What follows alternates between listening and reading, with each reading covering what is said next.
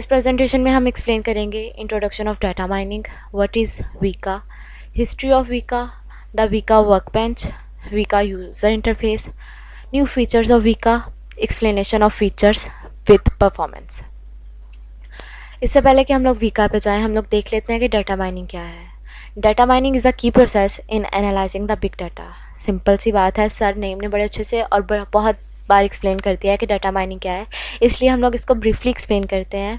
इसकी मदद से हमें बड़े कारोबारी फैसले करने में आसानी होती है और ऑर्गेनाइजेशनल ग्रोथ में भी मदद मिलती है, अंदाज़ा लगाने में कि किस ऑर्गेनाइजेशन की, किस प्रोडक्ट की कैसी ग्रोथ है। इसको समझने के लिए जैसे कि हमारे पास एग्जांपल है कि किसी भी अगर स्टोर पे, ग्रोसरी शॉप पे अगर किसी भी चीज़ की सेल लगेगी तो वो उन दो प्रोडक्ट की सेम सेल लगेगी जिन दो प्रोडक्ट की सेम सेल सेम टाइम पे होती है। मतलब कि जो दो प्रोडक्ट सेम टाइम पे सेल होते हैं, जैसा कि कोई भी अगर दूध खरीदता है तो उसके साथ मोस्टली वो ब्रेड खरीदता है। नेक्स्ट है हमारे पास वीका। Actually, Vika is a flightless bird found in New Zealand, but here Vika is an acronym for Vika Environment in Knowledge Analysis. Vika एक डाटा विजुअलाइजेशन टूल है जो कि मशीन लर्निंग एल्गोरिथम की base पे data mining task perform करता है। इसकी programming language है जावा और डेवलपर है university of Waikato, Craig, Nevill, Manning and Mark Hall. History of Weka. Actually जो वीका का प्रोजेक्ट है वो न्यूजीलैंड में 1993 में गवर्नमेंट को मिला था, यानी कि गवर्नमेंट ने उसको 1993 में फंडेड करना शुरू किया था। लेकिन 1992 में वीका का प्रोजेक्ट बनना स्टार्ट हो गया था।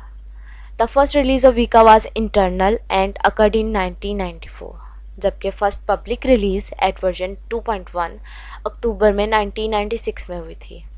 1998 में जाके वीका की फाइनल रिलीज़ हुई थी, वीका की वर्जन 2.3 की, जो कि TCL के बेस्ड सिस्टम थी। और 1990 में जाके कम्प्लीटली जावा बेस्ड वीका 3.0 जाके रिलीज़ हुआ था।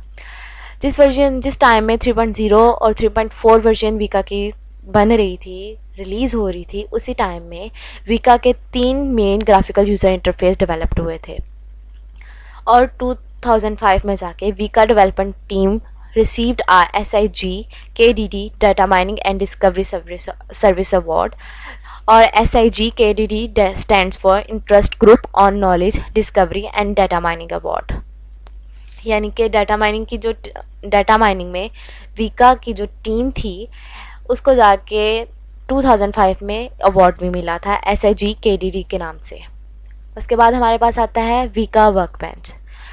जो वीका का वर्कबेंच है वो mostly includes algorithm for regression, classification, clustering, association, rule mining and attribute selection. लेकिन जो वीका का वर्कबेंच है उसमें हमारे पास डिफरेंट टूल्स होते हैं जो कि उसकी फ़ीचर्स भी हैं, और जब इन फीचर्स को हम लोग मिलाते हैं तो हमारे पास SIRSP का रिज़ल्ट बनता है। और SIRSP stands for cross industry standard process for data mining. Actually it is an industry proven वे। जो हमारे पास SIRISP है वो इंडस्ट्री प्रूवन वे है to guide your data mining efforts. उसके बाद हमारे पास आता है वीका यूज़र इंटरफेस। जो वीका है उसके पास बहुत से ग्राफिकल यूज़र इंटरफेस हैं जो कि उसकी फंक्शनैलिटी को इजी बनाते हैं। लेकिन जो वीका का मेन ग्राफिकल यूज़र इंटरफेस है वो है एक्सप्लोरर। जो एक्सप्लोरर इंटरफेस है वो पैनल बेस्ड इंटरफेस है। इसमें हमारे पास डिफरेंट पैनल्स होते हैं जिस पे हम लोग different data mining task perform करते हैं। उसके बाद हमारे पास सेकंड आता है क्लस्टर। जो क्लस्टर हमारे पास इंटरफेस है वो क्लस्टरिंग एल्गोरिथम की बेस पर है। इसमें हमारे पास क्या होता है एक्चुअल में, जो हमारे पास प्री प्रोसेसिंग पैनल्स होते हैं ना, जो कि ऑलरेडी लोडेड होते हैं हमारे पास, ये उन पे उस डाटा पे एल्गोरिथम परफॉर्म करने के काबिल बनाता है यूज़र को। यानी कि जो हमारे पास ऑलरेडी लोडेड डाटा है पैनल्स पे, उन एल्गोरिथम यूज़र को उन पे एल्गोरिथम परफॉर्म करने के काबिल बना देता है। जो हमारे पास थर्ड यूज़र इंटरफेस है वीका में वो है एक्सपेरिमेंटर में क्या होता है, हमारे पास वीका में जो डिफरेंट एक्सपेरिमेंट्स ऑलरेडी परफॉर्म्ड होते हैं ये उनकी बेस पे रिजल्ट्स जनरेट करता है।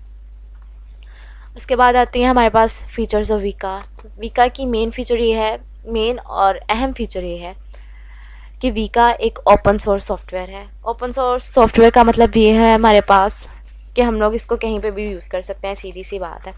उसके बाद है ग्राफिकल यूज़र इंटरफेस है। ग्राफिकल यूज़र इंटरफेस का मतलब ये है it allows you to complete your machine learning projects without programming. उसके बाद हमारे पास आता है command line interface. Command line interface का मतलब ये है हमारे पास all the features of the software can be used from the command line. This can be useful for scripting large jobs. उसके बाद हमारे पास आता है जावा एपीआई।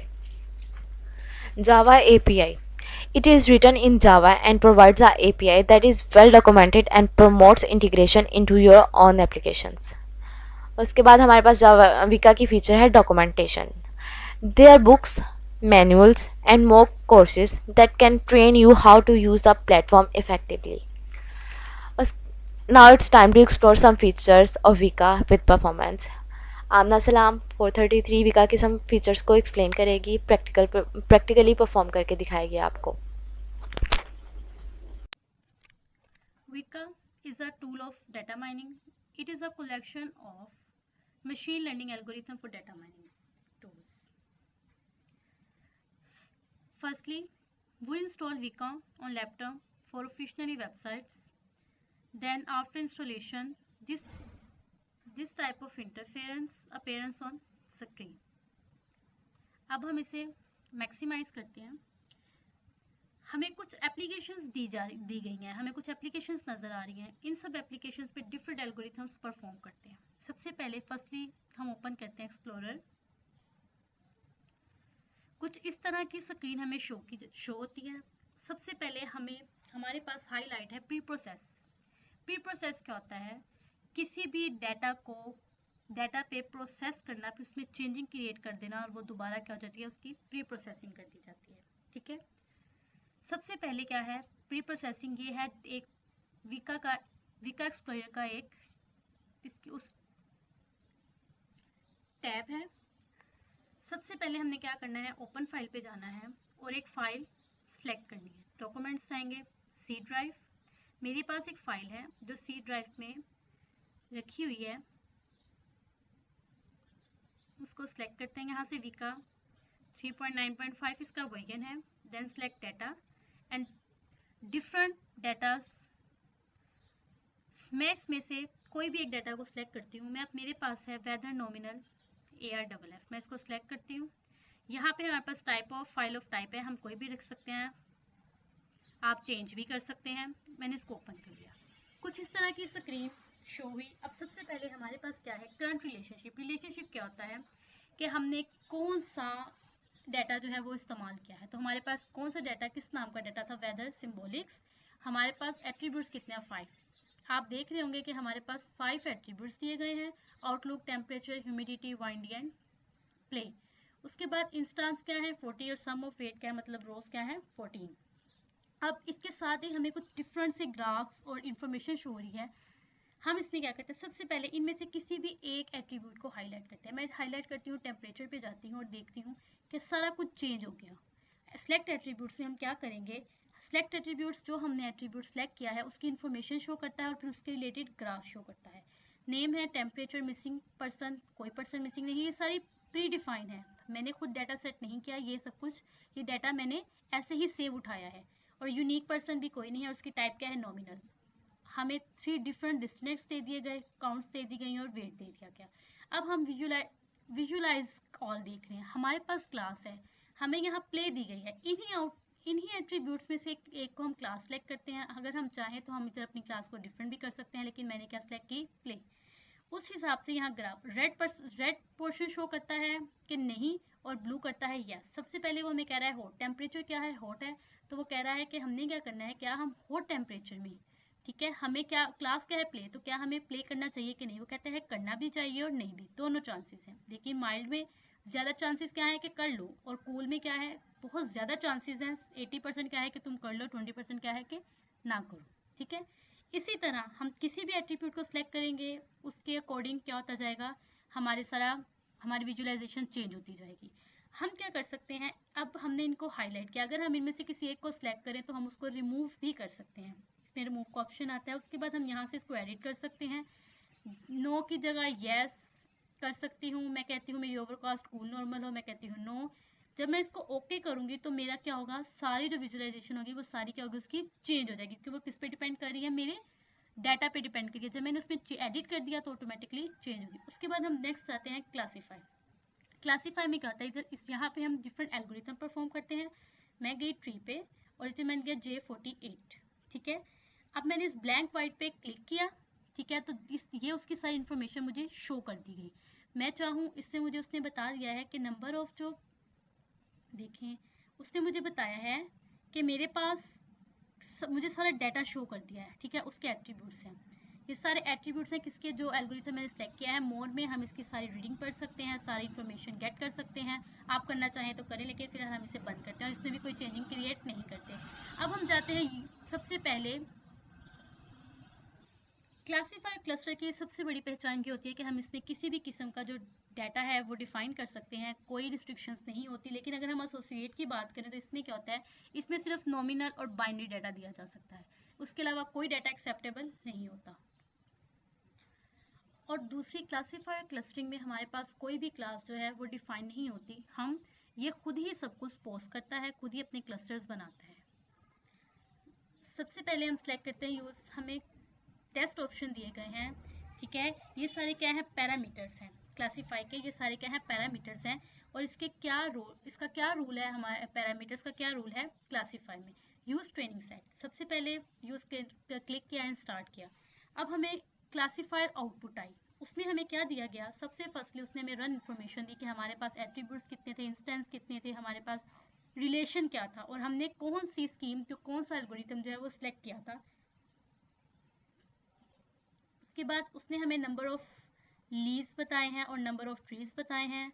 देन हमें क्लस्टर्स बताए हैं, सबसे इंपॉर्टेंट चीज़ उसमें हैं क्लस्टर। उसने हमें बताया कि हमारे पास ए क्या है, येस, और बी क्या है, नो है।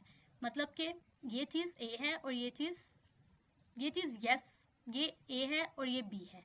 4307, ठीक है, ये उसने खुद ही डिफाइन किए हैं, अपने खुद ही क्लस्टर्स डिफाइन कर लेता है। मैंने अभी बताया कि इसमें कोई भी जो क्लास है वो डिफाइन नहीं की जाती, इसलिए क्लस्टर और क्लासीफाइड खुद ही क्लास बना लेता है, ठीक है। आगे है सप्लाई टेस्ट सेट, इसको हम क्या करते हैं, स्टार्ट करते हैं। इसको सेट करना पड़ता है, जबकि हमने कोई खुद डाटा बनाया ही नहीं, तो हम इसको सिलेक्ट कैसे कर सकते हैं, इसको सेट कैसे कर सकते हैं, इसलिए इसको यहीं पे क्लोज कर देते हैं। नेक्स्ट है क्रॉस वैलिडेशन। क्रॉस वैलिडेशन का मतलब है कि हम अपने डाटा को कितने पार्ट्स में डिवाइड करना चाहते हैं। अगर मैं कहूँ कि मैं 9 पार्ट्स में डिवाइड करना चाहती हूँ, तो मेरा डाटा 9 पार्ट्स में डिवाइड होकर शो कर दिया जाएगा, ठीक है। क्लासिफिकेशन दे दी जाएंगी उसकी, ठीक है, और उसी तरह उसको आउटपुट शो कर दिया जाएगा। उसके बाद है परसेंटेज स्प्लिट। परसेंटेज स्प्लिट ये काम करती है कि हमारे पास जितना डाटा होता है उसका 66% ट्रेनिंग सेट को दे देती है और बाकी जितने रिमेनिंग किसको दे देती है, टेस्ट सेट पे डाल देती है। ये हमारे परसेंटेज स्प्लिट का काम होता है। उसके अलावा अगर हम चाहते हैं, हम अपना ट्री देखना चाहते हैं, तो विजुअलाइज ट्री ओपन करें तो कुछ इस तरह का हमें जो है वो शो होगी इंटरफेस। नेक्स्ट हम मूव करते हैं क्लस्टर पे। क्लस्टर भी same as it is work जैसे कि वो काम करता है। इसमें हम सबसे पहले एल्गोरिथम करते हैं सिंपल के और इस पर क्लिक करते हैं और सेम वैसे ही इसके भी एट्रीब्यूट शो कर दिए जाते हैं। मोर से हम इसकी इन्फॉर्मेशन ज़्यादा ले सकते हैं, लेकिन फिलहाल हम इसको बंद करते हैं। आप चाहें तो इसको भी पढ़ सकते हैं, इसमें भी कोई चेंजिंग क्रिएट नहीं कर रहे हैं। उसके बाद सप्लाई टेस्ट वो हम तब सेट करते हैं जब हमने डाटा खुद डिफाइन किया होगा, लेकिन हमने तो प्री डिफाइंड डाटा लिया है, खुद डिफाइन नहीं किया। परसेंटेज स्प्लिट, इसका भी वही मीनिंग है। अब यहाँ पे डिफरेंट क्या है, क्लासेस टू क्लस्टर एवेल्यूएशन। हमने जो क्लास सेलेक्ट की होती है उसको हमारे एट्रीब्यूट में इन्वॉल्व नहीं करते। देखिए हम स्टार्ट करते हैं तो हमें क्या किया जाता है क्लस्टर एट्रीब्यूट्स में, देखें अगर हम देखें तो हमारे एट्रीब्यूट्स 5 हैं, लेकिन लिखे कितने जाते हैं, सिर्फ 4। इग्नोर जो एट्रीब्यूट हम एज अ क्लास ले देते हैं वो इग्नोर कर दिया जाता है, ठीक है। और उसके अलावा हमें ये भी अपने क्लस्टर इंस्टेंस खुद ही चूज़ करता है, जैसे वो अपनी क्लास खुद चूज़ करती है, उसमें क्लास नहीं डिफाइन की गई होती, सेम एज इट इज इसका भी वही सिस्टम है। और इसमें सबसे बड़ी चीज़ क्या होती है कि हमने कहा था, उसने कहा असाइन टू क्लस्टर, उसने असाइन किया 0 क्या है 5 5 और 1 क्या है 2 2। क्लस्टर क्या है, 0 कहता है यस। इसमें सबसे बड़ी चीज़ होती है कि इसको दोनों को यस कंडीशन दे रहा है, इसको नो दे रहा है, लेकिन कह रहा है 0 की यस लेनी है और 1 की नो लेनी है। तो ऑपोजिट दो क्या है, इन दोनों को ऐड करके हम कहते हैं कि ये इनकरेक्ट क्लस्टर इंस्टेंस है। एसोसिएशन, ऐसे एसोसिएशन के बारे में अगर हम जाने तो इसमें सबसे बड़ा इसका जो डिफरेंस होता है बाकी टैब से वो ये होता है कि हम इसमें सबसे फर्स्टली कि हम इसमें सिर्फ और सिर्फ बाइनरी और नॉमिनल किस जो है वो डाटा वो एंटर कर सकते हैं, इसके अलावा कोई भी डाटा एक्सेप्ट नहीं करता। ओके, अल्लाह हाफिज़।